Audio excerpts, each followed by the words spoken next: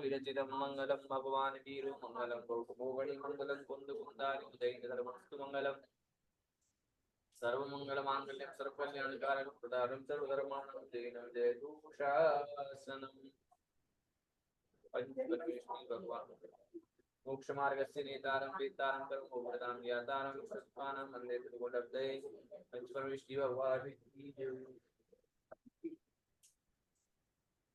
देवादिदेव मुद्दायक श्री विश्वनाथ भगवान की जय हो। सर्वार सिद्धि राज की जय। पूज्यवान श्री बुद्धवास स्वामी की जय। संत श्रोमणि आचार्य कुंवर श्री विद्यासागर जी महाराज की जय। पूज्य नवाचार्य श्री समय सागर जी महाराज की जय। पूज्य निर्यापक श्रमण की चक्रवर्ती श्री सुधा सागर जी महाराज की जय। महाराज की जय।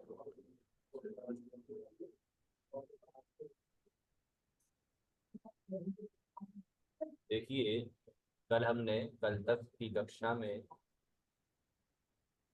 12 भावनाओं के चिंतन के विषय में पढ़ा। 12 भावनाओं में क्या चिंतन करना चाहिए, उसमें प्रत्येक भावना का स्वरूप हमारे द्वारा पढ़ा गया।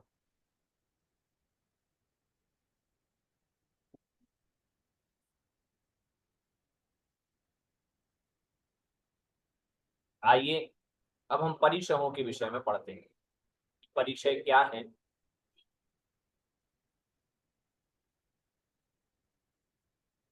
कहते हैं कि पुनस्ते परिशः, परिचय कौन कौन से होते हैं?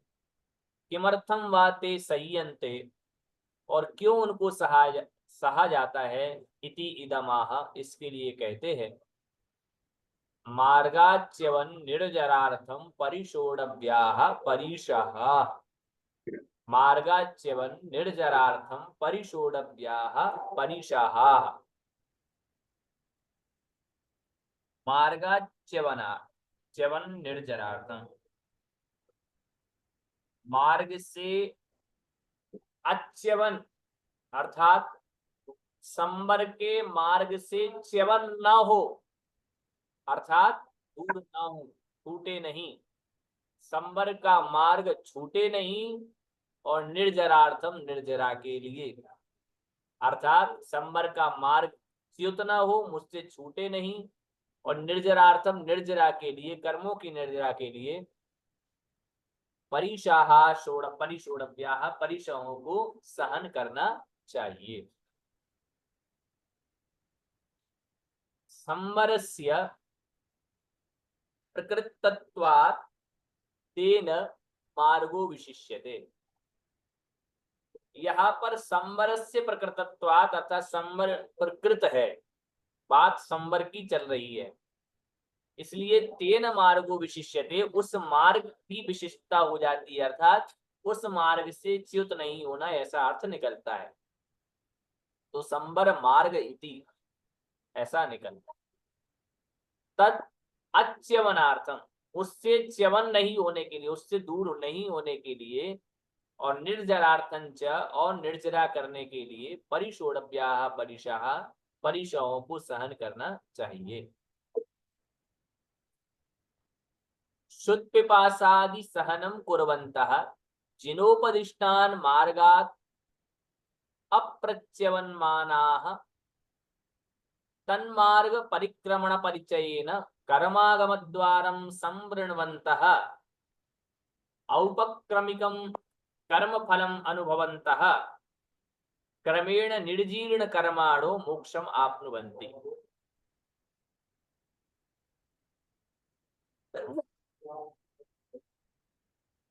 क्षमा चाहते हैं। रहे शुष्क पिपासा आदि सहनम कुर्वन्तः। शुद्ध पिपासा आदि को, शुद्ध पिपासा आदि जो परिचय है उनको सहनम कुर्वन्तः सहन करते हुए, जिनोपदिष्टान मार्गात जिनेन्द्र भगवान के द्वारा उपदेशित जो मार्ग है उस मार्ग से अप्रच्यवन अर्थात अलग नहीं होना, दूर नहीं होना, हट नहीं हटना, और तन्मार्ग परिक्रमण परिचयेन, और उस मार्ग के परिक्रमण के परिचय से कर्म के आने के द्वार को सम्मृण्वन्तः ढकते हुए, औपक्रमिकम क्रम के अनुसार कर्म फलों का अनुभव करते हुए, क्रमेण क्रमशः निर्जीर्ण कर्माणः जिनकी कर्मों की निर्जरा होती है, वह मोक्षम आपनुवंती मोक्ष को प्राप्त करते हैं।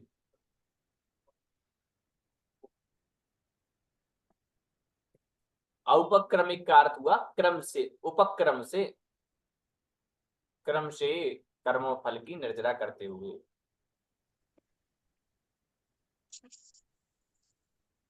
भैया जी इस लाइन को पिपासा वाली से ही दोबारा, मतलब जिनोपदिष्ट मार्ग प्रचुयन, इसको थोड़ा दोबारा।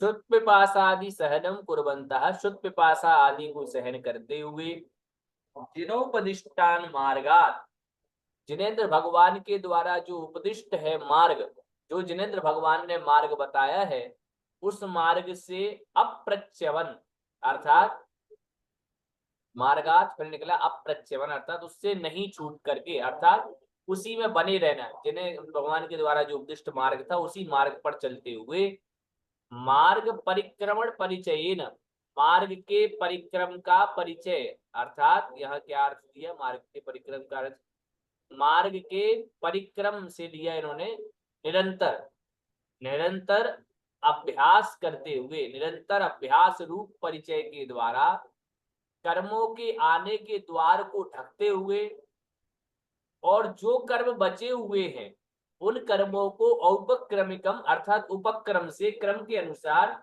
उन कर्म फलों को अनुभव करते हुए, कर्म पूर्वक एक दिन निर्जीर्ण कर्माणः अर्थात उसके सारे कर्म निर्जीर्ण हो जाते हैं और मोक्षम आपनुवंती वे जीव मोक्ष को प्राप्त करते हैं।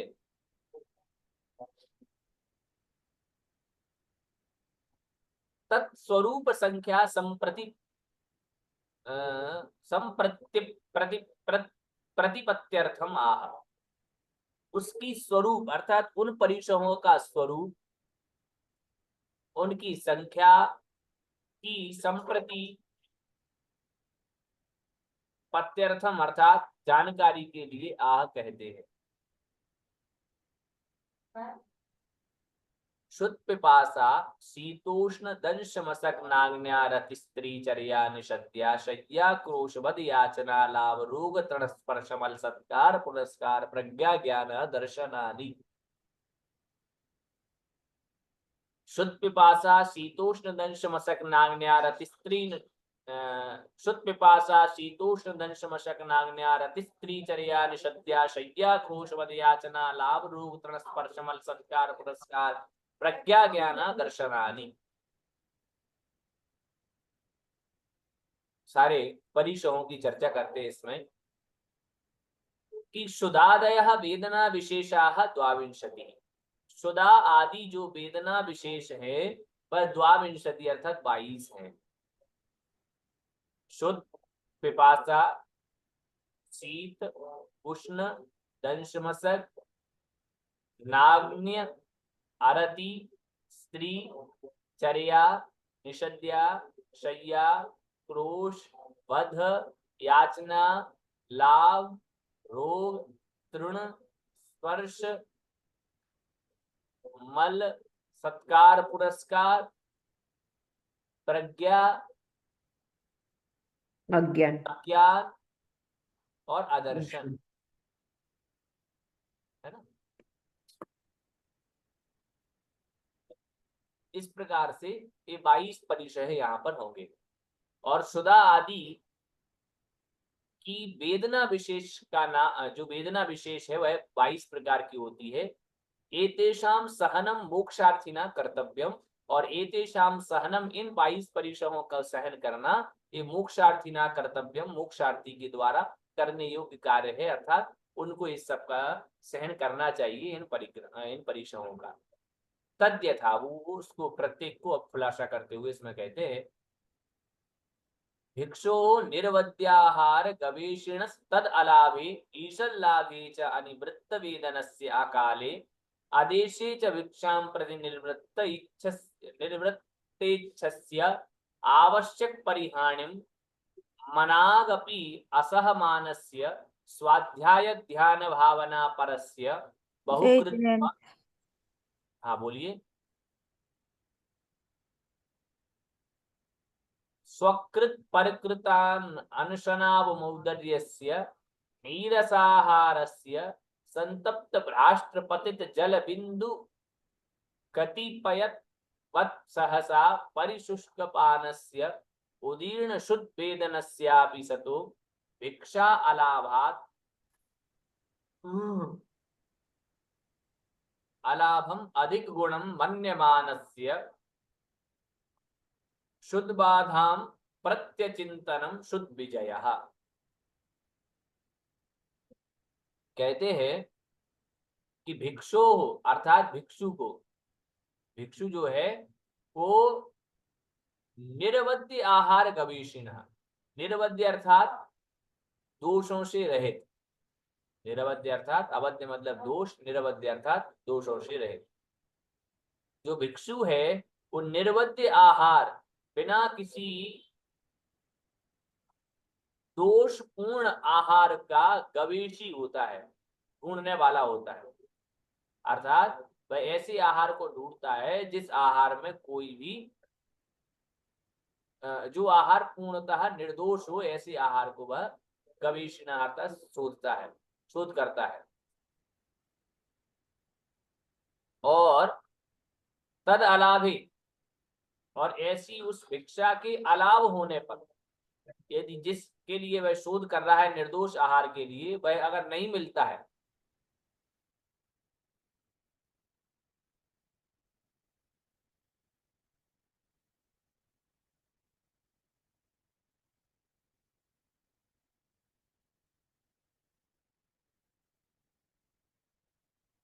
अर्थात उसको सुधा वेदना को वो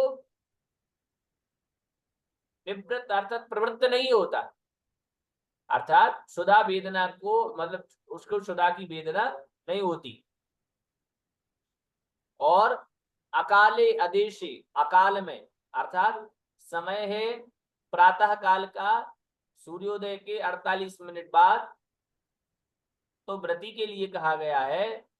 और लगभग 4 मुहूर्त बाद, 4-5 मुहूर्त बाद मुनियों के लिए कहा है। तो अकाल में, या फिर अकाल मतलब हो गया कि जब टाइम है भिक्षा का उन टाइम से अलग टाइम में, या फिर आदेशी, जो देश ही नहीं है लायक भिक्षा के लायक, और भिक्षाम प्रति अर्थात ऐसी आदेश में या फिर अकाल में उसे भिक्षा लेने की प्रति वह निवृत्त होता है, अर्थात उसे इच्छा नहीं होती, निवृत्त इच्छा वाला रहता है, निवृत्त इच्छा। और आवश्यक परिहार, आवश्यकों की, लेकिन आवश्यक की परिहानि अर्थात आवश्यक को, जो उसके आवश्यक हैं साधु के, उनकी मनागपि असामाना, उनके परिहानि अर्थात उनकी हानि को मना थोड़ा भी असहमानस्य अर्थात सहन नहीं करता। वह कहता है कि मेरे आवश्यकों की हानि थोड़ी सी भी नहीं होना चाहिए। और स्वाध्याय ध्यान भावना परस्य, स्व हमेशा ही स्वाध्याय में और ध्यान की भावना करता रहता है, स्वाध्याय और ध्यान में ही लगा रहता है। और बहुकृत्वा स्वकृत परकृत अनुशनाव मौदर्यस्य, अर्थात स्वयं स्वकृत स्वयं के लिए और परकृत दूसरों के लिए, स्वयं के लिए और दूसरों के लिए जिसने खूब सारे अनशन और अवमौदर्य तप किए हैं। अब कोई कहे दूसरों के लिए कैसे, अरे दूसरों की सद्भावना से कि भाई ये कार्य हो जाए, ये ठीक हो जाए, इसका इस देश में सुभिक्ष हो जाए, इसलिए हम अनशन पे बैठते हैं, इत्यादि प्रकार से अपने लिए और दूसरों के लिए अनशन और अवमौदर्य तप करता है। और नीरस आहार से, जो नीरस आहार को ग्रहण करता है, ऐसे उस साधु के संतप्त भ्राष्ट्र पतित जल बिंदु कतिपय सहसा परिशुष्क पानस्य उदीर्ण शुद्ध वेदनस्यापि कितनी बढ़िया बात कही। उस साधु के आहार कैसे होता है, तो कह रहे संतप्त भ्राष्ट्र, संतप्त मतलब अत्यंत तपा हुआ, भ्राष्ट्र कहते हैं भांड को, भांड कहते हैं बहुत बड़े जो कढ़ाई होती है, तो बहुत बड़ी जो अत्यंत गर्म भांड है, कढ़ाई है, उस कढ़ाई में पतित जल बिंदु, गिरी हुई कुछ जल की जो बूंदे हैं, तो जैसे वो जल की बिंदु तत्काल ही सूख जाती हैं, अर्थात बहुत गर्म वह कढ़ाई बनी हुई है, या फिर भ्राष्ट अपन उसको भी कहते हैं गर्म तवा, तो उस पर जो अपन जल की बूंदें छिड़कते हैं, तो छिड़कते ही वह तत्काल सूख जाती हैं। तो ऐसे उनको, उन साधु को क्षुधा की वेदना होती है, तो ऐसे क्षुधा की वेदना की उदीर्णा अगर हो जाए, उस समय भी वह परिशुष्क पानस्य, अर्थात उनके अंदर जल आदि सूख भी गया है, और ऐसे उसमें उदीर्ण नहीं सॉरी परिशुष्क पानस्य मतलब जैसे जल सूख जाता है, ऐसे ही जिन मुनि महाराजों की उदीर्ण शुद्ध वेदना, अर्थात शुद्धा शुद्ध वेदना जो है, शुद्धा की वेदना, वह उदीर्ण अर्थात उदय में आ जाती है, और जब उदय में आ जाती है, तो वह सतः अर्थात सज्जन साधु, वह भिक्षा अलावाद, वह मानता है कि भिक्षा लाभ की अपेक्षा उसको लाभम अधिक अलाभ अधिक गुणम, भिक्षा लाभ के स्थान पर उसे भिक्षा का प्राप्त नहीं होना ही सबसे बड़ा गुण मान लेता है वह अपने आप को, कि बहुत अच्छा हुआ जो कि आज मुझे भिक्षा ही प्राप्त नहीं हुई। ऐसा करते हुए वह मन्य मानस से शुद्ध बाधाम प्रति अचिंतनम, अर्थात शुद्धा बाधा के प्रति, उनको शुद्धा के द्वारा जो बाधा है उसका, उसके प्रति अचिंतनम चिंतन नहीं करना, यही शुद्ध विजय है, अर्थात शुद्धा पर विजय है। इसको ही हम शुद्धा परिचय कहते हैं। भैया जी, बोलिए। अवमोदरी का क्या अर्थ है? क्या? प्रकृत अनशन व अवमोदरी। अवमौदर्य मतलब एक तप होता है, बहिरंग तपों में एक तप का नाम है अवमौदर्य, उसका अर्थ होता है उदर से अवम, अर्थात थोड़ा, जितनी भूख है उस भूख से कम खाना, ये अवमौदर्य तप है। अनोदर भूख तो मतलब? लगी थी 5, एक रोटी में ही उठ गए, एक रोटी में ही हमने भोजन समाप्त कर लिया, अब मौदर्य तप कहलाता है। मुनि महाराज आए, केवल जल लिया और अंजलि छोड़ दी, अब मौदर्य तप हो गया। वह उन्नोदर भी तो वही उनोदर है। तप हो गया ना भैया, उनोदर बोलेंगे ना इसको, उनोदर तप। इसी मौदर का नाम ही अब मौदर्य है। ठीक है भैया जी। उन्नोदर, ऊन मतलब कम और उदर मतलब पेट, मतलब जितनी पेट में भूख है उससे थोड़ा सा ऊन यानी कम खाना, है एकदम ना। सही। अब दूसरा कहते हैं शुद्ध पिपासा। भैया जी इसमें जो ईसल लाभ्य है, एक तो बहुकृत्व है, इनका भी अर्थ बताइए। हाँ? ऊपर जो दूसरी लाइन है इस लाभ्य, तो बहुकृत इस, अर्थात बहुत बार, और ऊपर अनेक ऊपर बार इस लाभ्य, है। भिक्षो निर्वद्याहार गवेषण लाभे इस लाभे, तो भिक्ष इस लाभे मतलब थोड़ा, इस मतलब थोड़ा। अच्छा। फिर पिपासा के इस विषय में कहते हैं जल स्नानावगाहन परिषेक परित्यागिनः पतत्रिवत् अनियतासन अनियता अनियतासनावसस्य अति लवण स्निग्ध रूक्ष विरुद्धाहार ग्रैष्म तप पित्त ज्वरा ज्वरानशनादिभिर उदीर्णा शरीरेन्द्रियोन्माथिनी पिपासां प्रयत्नाद्रियमाण प्रतिकारस्य पिपासा अनलशिखां धृति नवम। एक क्षण रुकिए।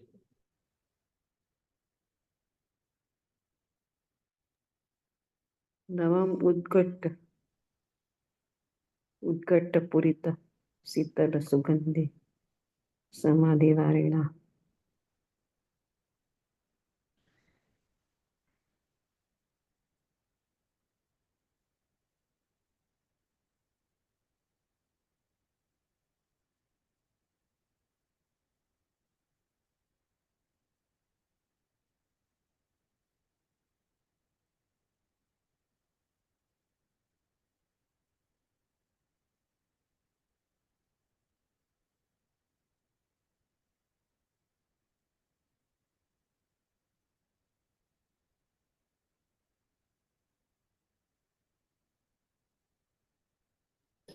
भैया जी आवाज नहीं आ रही आपकी। भैया दिख जी भी फोन पर है।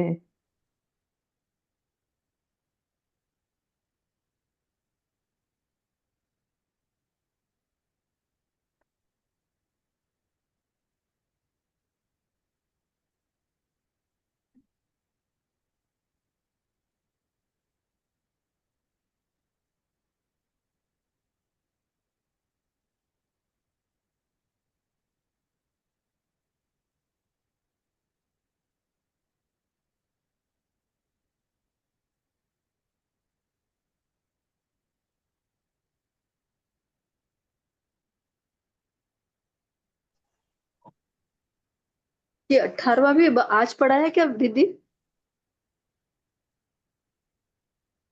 हेलो। हाँ हेलो, क्या नवा सूत्र चल रहा है। नवा?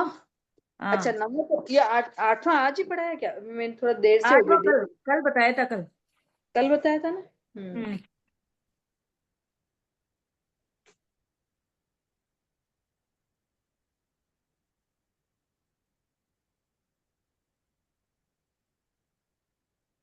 आज ही पढ़ाया होगा, मैं भी क्या लेट आई थी। आठवां आज आठवां भी आज ही पढ़ाया। आठवां भी आज ही पढ़ाया, मैं कल लेट जुड़ी हूँ। अच्छा सब लोग ये तो बताओ कि छठवें वर्ष में जो पद्म पुराण का भाग 2 आएगा तो उसमें कहाँ कहाँ से आएंगे क्वेश्चन आंसर। वो पहले भैया पढ़ाई नहीं। भैया जी मॉडर्न पेपर रखेंगे। 15 तारीख से मॉडर्न पेपर आएगा। आपने पढ़ाया क्या पद्म पुराण का? आएगा सब। वो पहले दिया था हमने तो जो पद्म पुराण का पढ़ लिया पूरा। अब वापस पढ़ें क्या? हमने तो दिया ही नहीं, हमने तो कल ऐच्छिक का ही दिया था। हमने तो हर साल भाग 1 और भाग 2 करके हैं। वो अलग इस बार अलग आएगा। पिछली साल का 5वीं षोडश का अलग था। कौन सा पद्म पुराण में? अब भाग 2 आएगा। पद्म पुराण का आएगा 2। हाँ अगली बार भाग 2 तीसरा पढ़ना आएगा। पड़ता। तो भाग दो दूसरी किताब ही है। छठम वर्ष हाँ को। हाँ हाँ वो है ना 26 हाँ। अध्याय से आएगा। 26वां अध्याय से आएगा। 26वां आएगा अध्याय से भाग आगे। 2। अंकित भैया जी ने डाल दिया वीडियो। अंकित भैया जी ने डाल दिया पद्म पुराण का उसका दोनों। भाग 2 कब? हाँ अंकित भैया जी ने डाल दिया सुधा सागर भाग 2 और पद्म पुराण दोनों। किस पे डाला है? काय पे डाला भाई आंटी? वो उनके 6 ईयर वाले लिंक पे डाला है हमने। नहीं तो पद्म पुराण इसी में है भाग 2 के दूसरी किताब है। हाँ तो सुधा उनने सागर जी का भी डाला है? उत्तर डाल दिए, प्रश्न उत्तर सब डाल दिया उनका। तो आप वो हम भी लोगों को भी भेजो दूसरा ना आंटी। दूसरा आप- भाग है।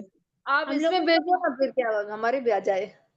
हाँ कैसे भेजोगे आप? मैं इसमें डाल दूँ, इसमें डाल दूंगी अपने 6 ईयर वाले इसमें। आप विनोद भैया जी ग्रुप में डाल दो, वहां से हम ले लेंगे उनसे। नहीं तो हाँ इसमें तो इसमें ही डाल दूंगी ना। ये 12 वर्षीय पाठ्यक्रम है ना 6 ईयर का, इसमें डाल दूंगी। हाँ इसी में डाल दो सत्संग वर्ष आपको का। सुधा सागर जी का ही मिल गया? हाँ नहीं सुधा कुछ सागर नहीं महाराज का ही मिल गया? ओम नहीं मिल- शांति। विराम दीजिए आपकी कथा को, हमारी कथा को। तो अब देखिए, अब अपन जल के विषय में, पिपासा के विषय में दूसरा जो अपना भैया जी परिचय सातत का क्या मतलब होता है? सातत, है। सतत। सतत मतलब निरंतर, ठीक, कंटिन्यूअस। ठीक। कह रहे हैं जल स्नानावगाहन परिषेक परित्यागी। भैया जी सभी माइक बंद कर ले तो अच्छा रहेगा। जी जी जी।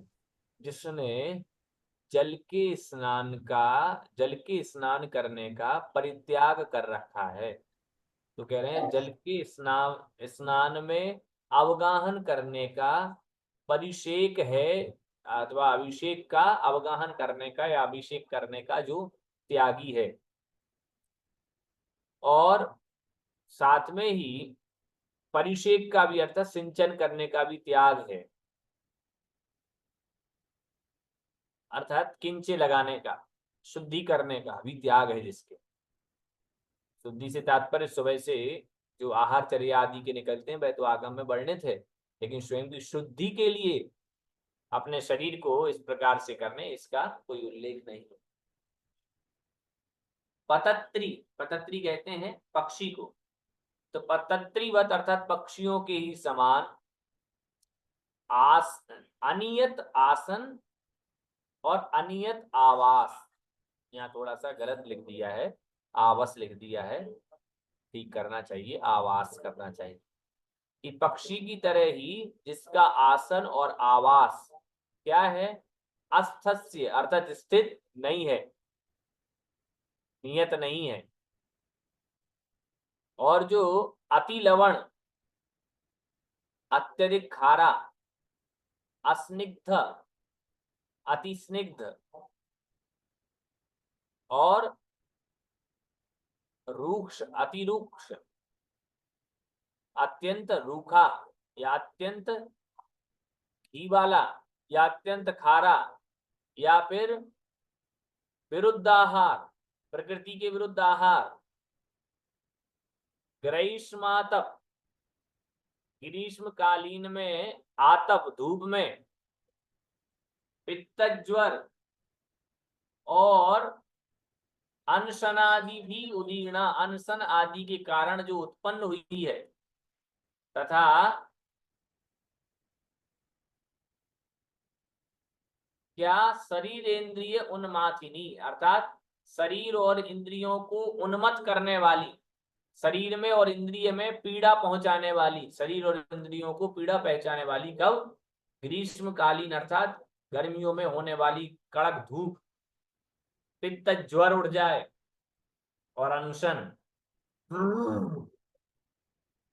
तो इनके कारण से पिपासा उत्पन्न होती है। ऐसी पिपासा को प्रयत्नात् अर्थात प्रयत्न पूर्वक आद्रियमाण प्रतिकारस्य, जो आदर कर रहा है उसमें, आदर नहीं कर रहा है, सॉरी, आद्रियमाण प्रतिकार, प्रतिकार का आदर करने की नहीं सोच रहा, अर्थात प्रतिकार नहीं कर रहा है, प्रतिकार करने में आदर भाव नहीं रख रहा है उस पिपासा का। और उस पिपासा अनल शिखाम, पिपासा रूपी अग्नि की शिखाम, शिखा लो, तो पिपासा रूपी अग्नि की लो को धृति नवम अर्थात धृति रूपी, धृति अर्थात धैर्य, धैर्य रूपी नवम नए मृत घट, मिट्टी के घड़े में पूरित भरे हुए शीतल सुगंधी, शीतल और सुगंधी समाधि वारिणा, समाधि रूपी जल से प्रशमयता शांत करता हुआ पिपासा सहनम प्रशस्यते, पिपासा को सहन करना ही प्रशंसा के योग्य है। अर्थात वह व्यक्ति जो पिपासा का प्रतिकार करने में आदर भाव नहीं रख रहा है, वह पिपासा रूपी अग्नि की शिखा को, पिपासा रूपी अग्नि की लौ को संतोष रूपी नए मिट्टी के घड़े में भरे हुए शीतल जल, शीतल सुगंधी रूपी जो समाधि है, ऐसी समाधि रूपी जल से शांत कर रहा है, और वही पिपासा को जीतना प्रशंसा के योग्य है।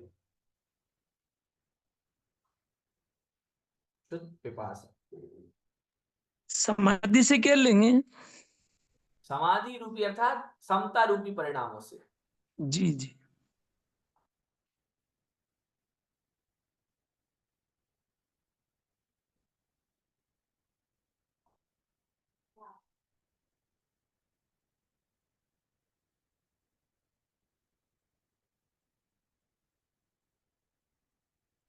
हाँ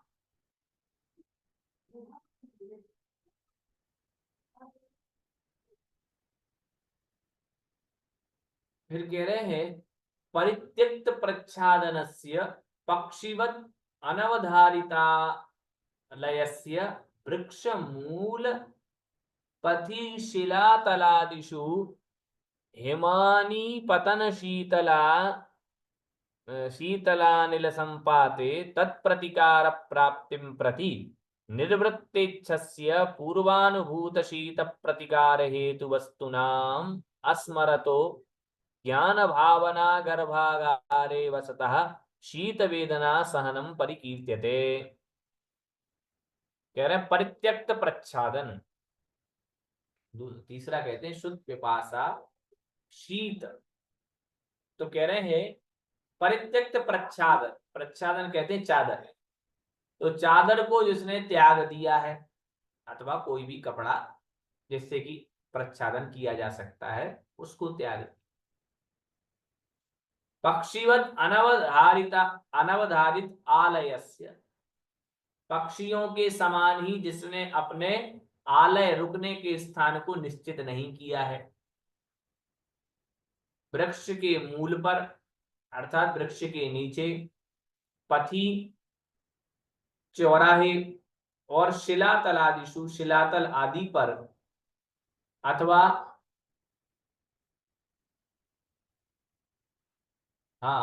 तो शिला वृक्षों के मूल नीचे, चौराहे पर या फिर शिलातल आदि के नीचे जो विश्राम करते हैं। हिमानी पतन, हिमानी का पतन हो जाए अर्थात बर्फ गिर जाए, या फिर शीतल अनिल संपाते, ठंडी ठंडी हवा चल जाए, शीतल हवा का झोंका आ जावे। तत्प्रतिकार प्राप्तिम प्रति, उनके प्रतिकार करने की इच्छा से जो निवृत्त इच्छा से अर्थात उस इच्छा से जो निवृत्त है, और पूर्वानुभूत पहले जो अनुभव किया गया है, ऐसे शीत प्रतिकार हेतु, शीत के प्रतिकार के हेतुभूत जो वस्तुएं हैं अर्थात शीत जिससे दूर हो जाए, ठंडी जिससे दूर हो जाए, ऐसे उन वस्तुओं का जो अस्मरता स्मरण नहीं करता और ज्ञान भावना गर्भागारे, ज्ञान भावना रूपी गर्भागार में जो वसतः निवास करता है, उसके शीतल वेदना से उत्पन्न होने वाला परिचय की विजय मानना चाहिए, और वही परिकीर्त्यते प्रशंसा का पात्र है।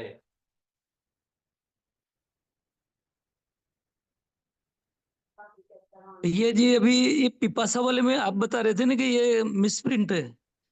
हाँ, तो वो मिसप्रिंट नहीं है, वस्तुतः है, यहाँ भी वस्तुतः दिया, मतलब इसमें नहीं शीत वाले में।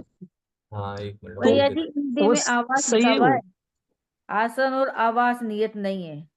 हाँ हिंदी में यहाँ आवास नहीं लिखा नहीं हुआ नहीं है। देखो देखो यदि ये अर्थ हो जाए कि पतत्रिवत नियत आसन आवास नियत नहीं, सुने सुने सुने नियत आस, अब देखिए आसन नियत आसन हो गया, आवास और नियत आवास नहीं। यहाँ नाम है वसतस्य, यदि आ जाएगा। वसतस्य होगा तो ठीक रहेगा, ता होगा फिर था के स्थान पर ता होगा। ताइए आवास हो गया यहाँ पे। नहीं, मेरे कहने का भैया जी है कि जैसे यहाँ थ है ना, थ सही है, इधर यहाँ नहीं, वसत है, यहाँ विसर्ग लगा हुआ है। वही हम कह रहे हैं, यदि वसतस्य कर दो, था की जगह ता कर दें तो ठीक हो जाएगा। नहीं, ये जो शीत वेदना का जो है, इसमें विसर्ग लगा हुआ है त के आगे। नहीं सुने, तो ये भी था ही बन रहा है। वहां ता जो है ना, ता के आगे जो विसर्ग लगा हुआ है वसतः, जी वसतः हाँ, लगा हुआ है। यहाँ पर भी यदि वसतस्य हो जाए तो ठीक है, मतलब था नहीं होगा वहां, था वहां भी नहीं है ना। नहीं शीत वेदना में पर विसर्ग तो लगा हुआ है ना, तो वो था ही बनेगा ना, नहीं नहीं नहीं बनेगा। नहीं, जी वसतस्य जी मतलब बसने जी। वाले, बसने वाले को अपन षष्ठी विभक्ति में वसतस्य बनेगा, और यहाँ था किसी भी रूप में उचित नहीं है।